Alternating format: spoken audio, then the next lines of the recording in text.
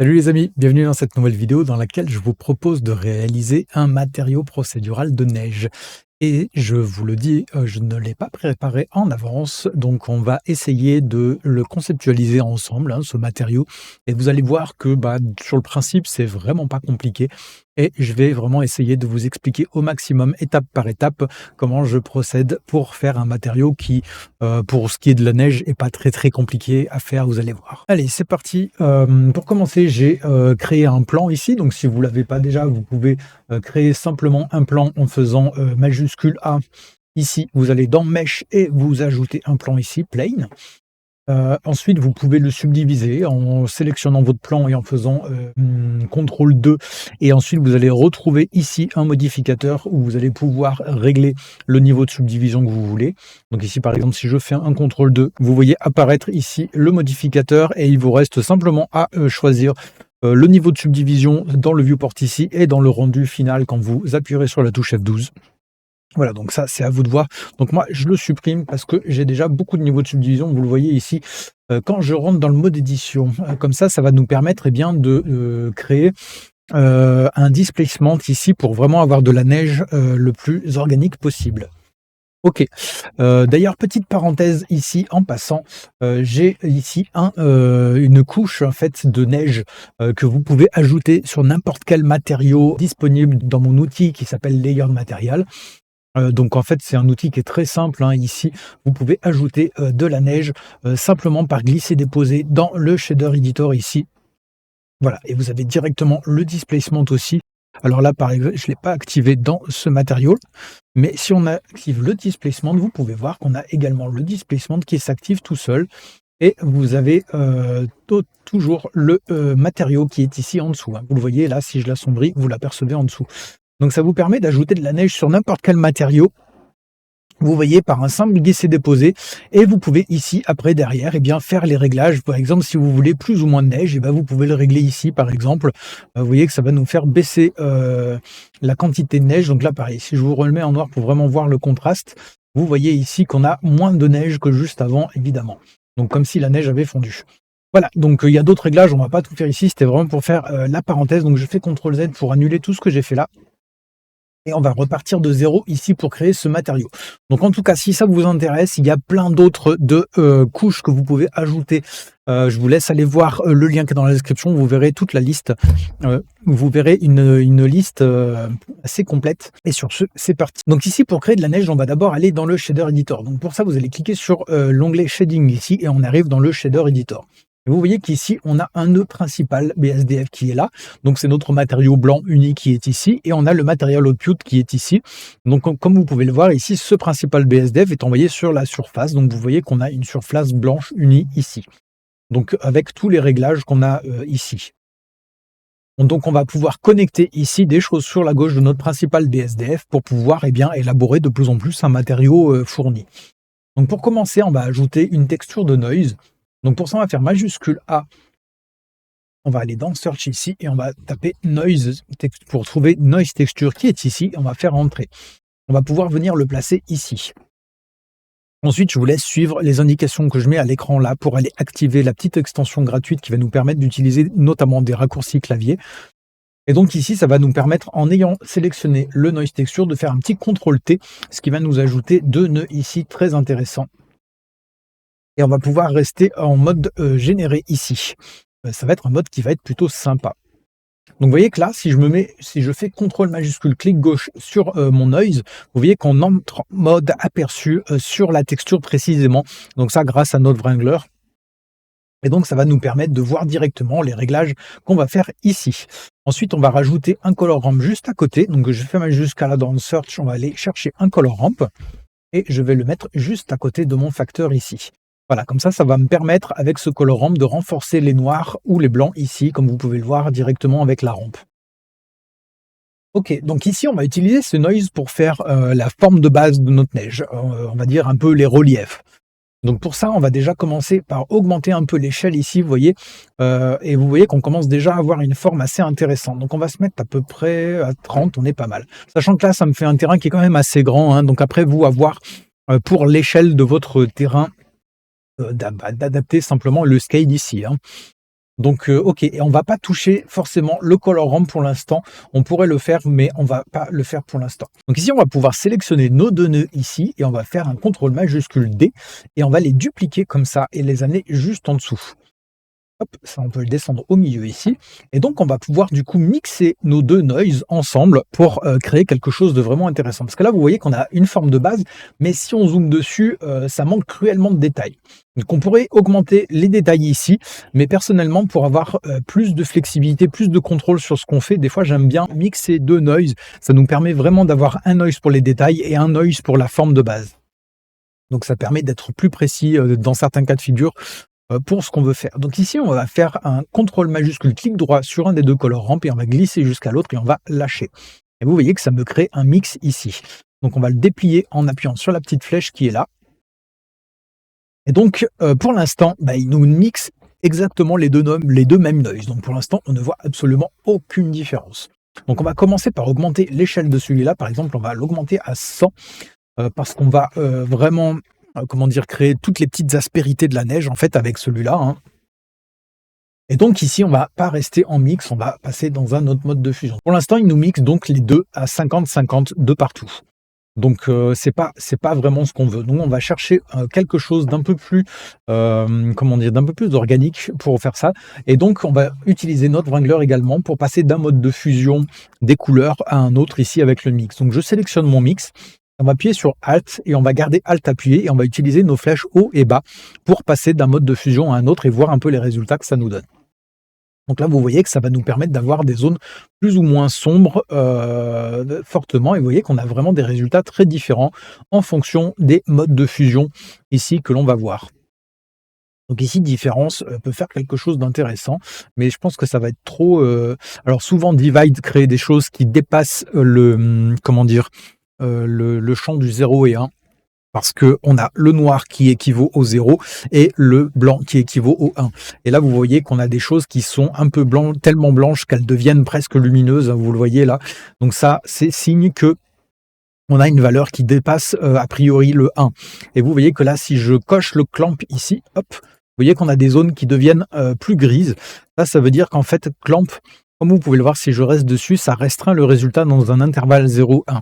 Vous voyez que si je clampe ici, eh bien, tous les endroits où ça dépassait le 1, eh bien, il va le limiter ici. Bon, ici, on va mettre les détails au maximum. On va les monter à 15 directement pour vraiment avoir du détail ici. Donc bon, de toute façon, le divide n'est pas intéressant pour nous, mais on va garder le clamp activé sur le principe. Comme ça, on est sécurisé ici. Et je pense que Linear Light va pouvoir être intéressant et on va peut-être le monter même... on va éviter d'avoir trop de zones complètement noires ici parce que ça va nous faire des zones où, vous voyez, si je zoome ici, où on va avoir quelque chose de complètement plat, là où ça sera complètement noir. Donc on va juste se mettre à la limite grise, comme ça, vous voyez, par exemple, à 0,75 ici, en mode de fusion, et on est pas mal comme ça. Alors on va essayer de voir aux autres endroits. Ah non, voilà, vous voyez qu'on ne sera pas bon. Donc vous voyez un peu comment on procède ici. Vous voyez que là, ici, on ne sera pas bon. Donc on va encore baisser notre facteur ici un petit peu, et je pense que 0,6, c'est pas mal. Comme ça, on monte au maximum de ce qu'on peut. Vous voyez qu'ici, on est bien ici. On est bien également, donc vous voyez que c'est plutôt pas mal. Donc là, on commence à avoir quelque chose d'assez intéressant. Donc là, ce qu'on va vouloir commencer à faire, eh bien, c'est de commencer à donner vie à tout ça. Donc déjà, vous voyez qu'on est ici dans Material Properties ici. Donc si vous n'y êtes pas, je vous invite à cliquer sur cette icône-là. Et donc ici, on a notre matériau qui commence à se construire également. On va aller ici dans Settings et au lieu de dans Surface, dans Displacement, au lieu de Bump Only, on va aller mettre Displacement and Bump. Et on va pouvoir commencer à activer notre Displacement. Comme ça, on va voir visuellement vraiment les variations ici. Ok, donc on va faire majuscule A dans Search. On va aller chercher un Displacement. On va se le mettre là. Et on va relier donc la sortie de notre mix ici à l'entrée hauteur de notre displacement et on va relier le displacement dans le displacement ici. Et donc là, qu'est-ce qui va se passer? Les zones noires vont être les zones les plus basses et les zones blanches vont être les zones les plus hautes. Et donc vous voyez comment on va créer une carte de hauteur en fait littéralement. Parce que si vous voyez, on l'a relié à la height du displacement, donc littéralement la hauteur. Et donc c'est comme ça qu'on crée une map de hauteur. Donc les points noirs seront les plus bas et les points blancs seront les plus hauts. Et toutes les teintes de gris en fait vont créer les niveaux à chaque fois, entre 0 et 1. Donc ici, c'est ce qui va nous permettre de faire ça. Sauf que vous voyez qu'ici, on a une échelle qui va nous permettre bien d'accentuer ou pas ça. Et là, pour l'instant, on n'est que à 0,01. Donc pour l'instant, on va augmenter un peu ça pour bien commencer à créer ce relief-là. Et là, vous voyez que ça commence un peu à prendre vie, hein. On a quelque chose de très intéressant qui se crée ici. Ok, mais du coup, là, on est toujours en aperçu sur notre couleur directement. Donc pour l'instant, c'est pas très vivant, quoi. On n'a pas vraiment de matériaux. On est vraiment que la texture qui s'affiche ici. Donc on va se remettre sur notre principal BSDF. Et là, vous voyez un peu ce que je vous explique. On a vraiment juste le relief qui s'affiche parce qu'on a notre displacement, hein, qui fonctionne bien.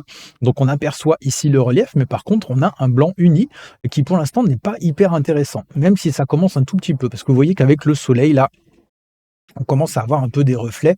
Et ici, on va pouvoir faire une neige qui va être plus ou moins humide, hein, vous savez, plus ou moins en train de fondre en réglant la roughness. Là, vous voyez que si je baisse vraiment la roughness, on voit que ici, la luminosité se resserre vraiment quand je baisse la roughness. Et si jamais je l'augmente, ça va vraiment, réfléchir la lumière de manière beaucoup plus diffuse, comme vous pouvez le voir. Donc là, ça fait vraiment une neige qui pourrait être, par exemple, extrêmement poudreuse ici. Donc vous voyez que si je zoome dessus, on a vraiment un résultat qui est très intéressant avec le mix de nos deux noises, hein.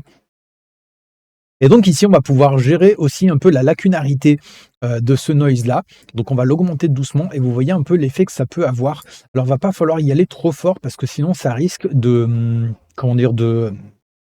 faire quelque chose d'un peu abusé. Donc vous voyez qu'on aperçoit encore notre noise qui est ici. Donc si je mets mon aperçu dessus, vous le voyez là. Et si je fais un CTRL-Z pour repasser, vous voyez qu'on l'aperçoit, hein, dans les reliefs. On pourrait même encore baisser un peu, si jamais. Ça vous permet vraiment de gérer la taille de vos reliefs de la neige et ici de gérer les détails, hein. Donc on va vraiment pouvoir ici, hop, accentuer un petit peu ça ou pas.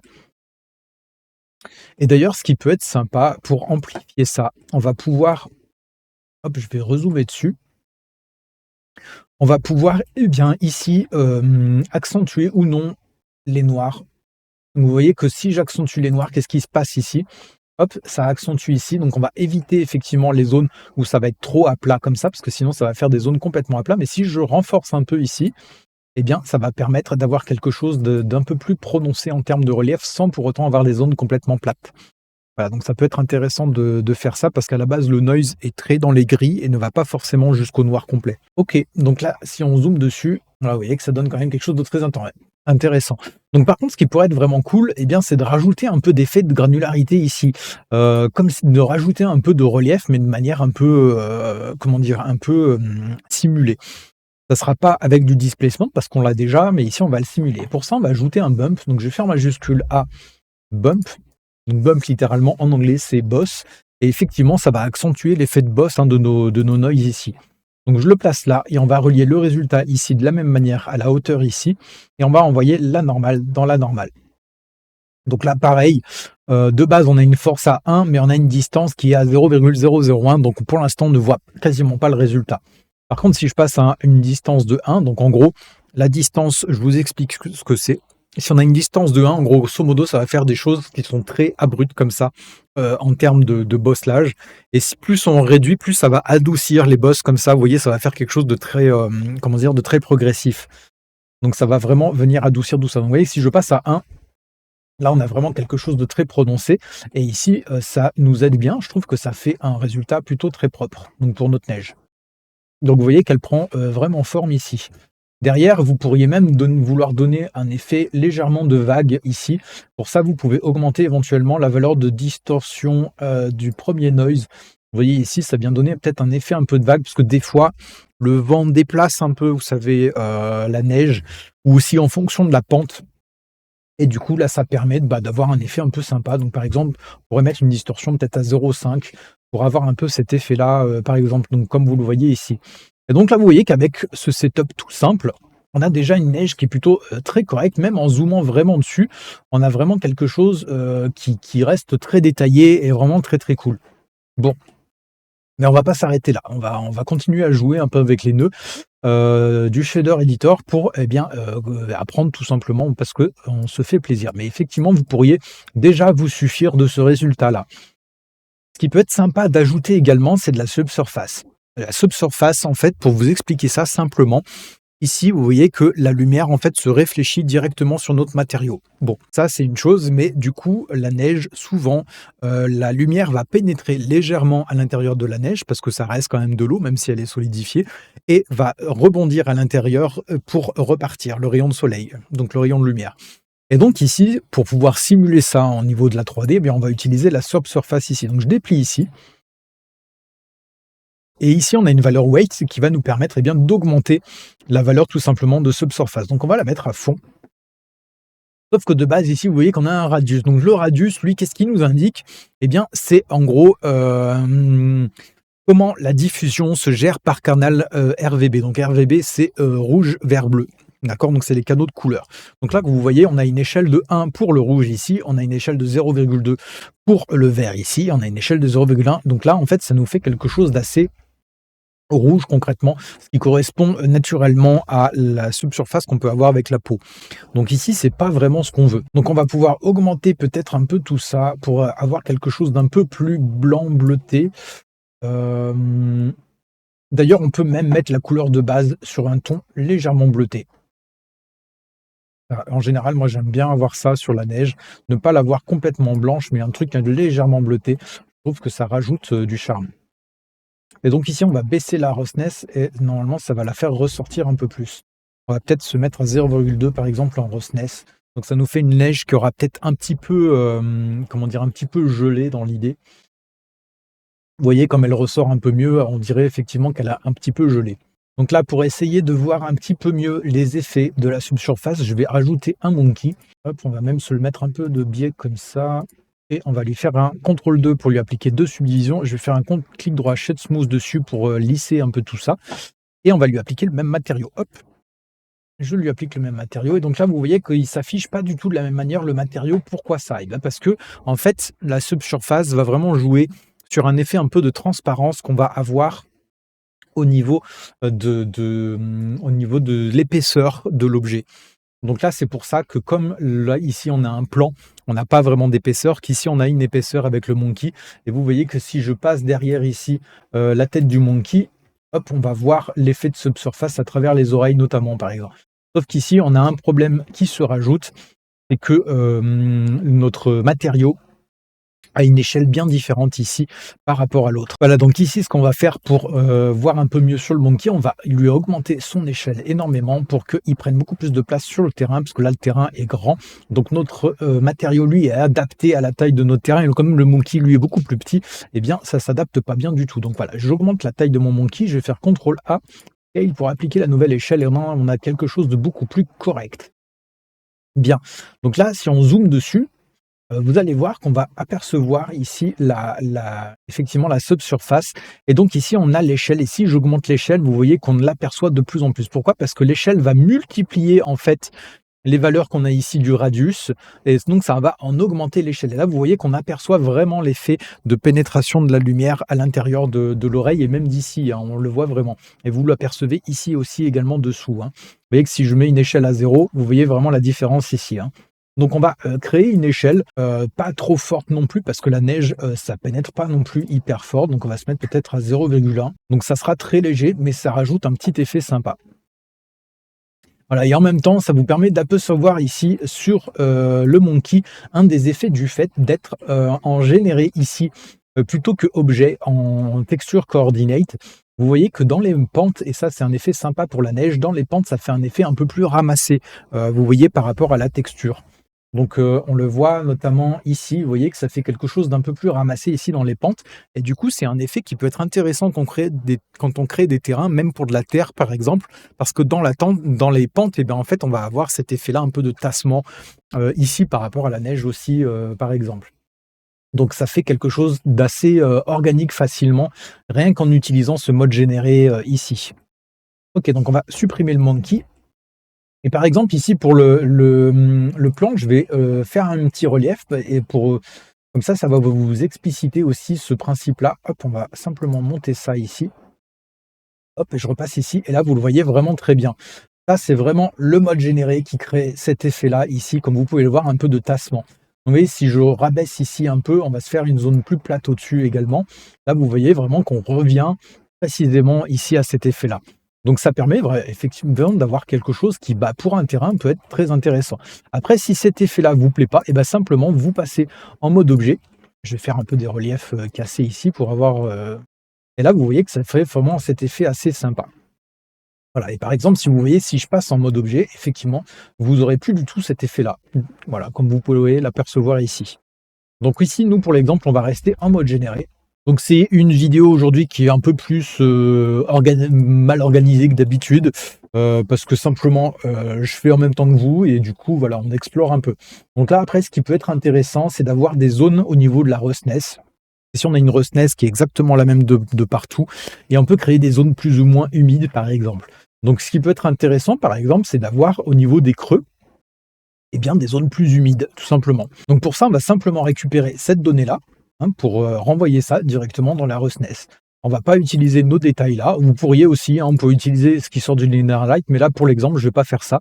Donc on va envoyer ça directement dans la roughness. Donc là, qu'est-ce qui se passe?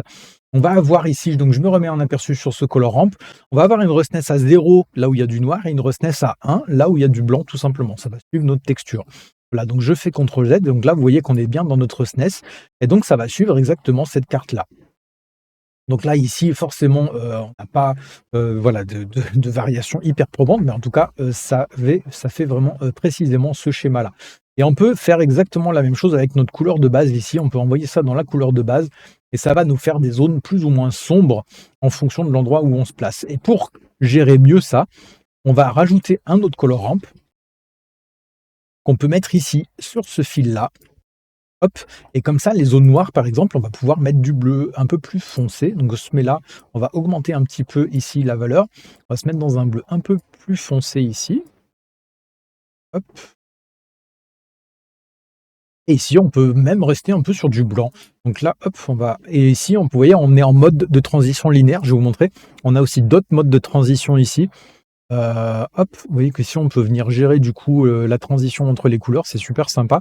Et ici, le linéaire, il y en a un qui est très sympa, c'est B-Spline, qui permet vraiment d'avoir une transition extrêmement douce entre les couleurs. Et là, vous voyez que ça fait de très très jolies variations ici.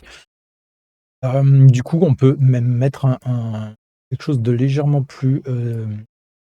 voilà, comme ça. Vous voyez, ça fait des variations assez subtiles et ça fait vraiment quelque chose de très sympa. Voilà, donc pas plus pour cette fois. Je vous ai déjà montré pas mal de choses, donc on va s'arrêter là pour aujourd'hui. Donc vous voyez qu'on peut créer de la neige assez facilement. Donc voilà, je vous ai montré des choses en plus pour, voilà, pour travailler un peu avec le shader editor. C'est toujours sympa de creuser un peu plus loin. C'est le cas de le dire, mais en tout cas voilà, n'hésitez pas à me dire ce que vous avez pensé de la vidéo en commentaire. Dites-moi si ce format vous plaît bien, ou on fait un peu plus ensemble, on va dire ça comme ça. Et n'hésitez pas aussi à aller jeter un œil, comme je vous disais, à Layered Material. Vous avez le lien en description.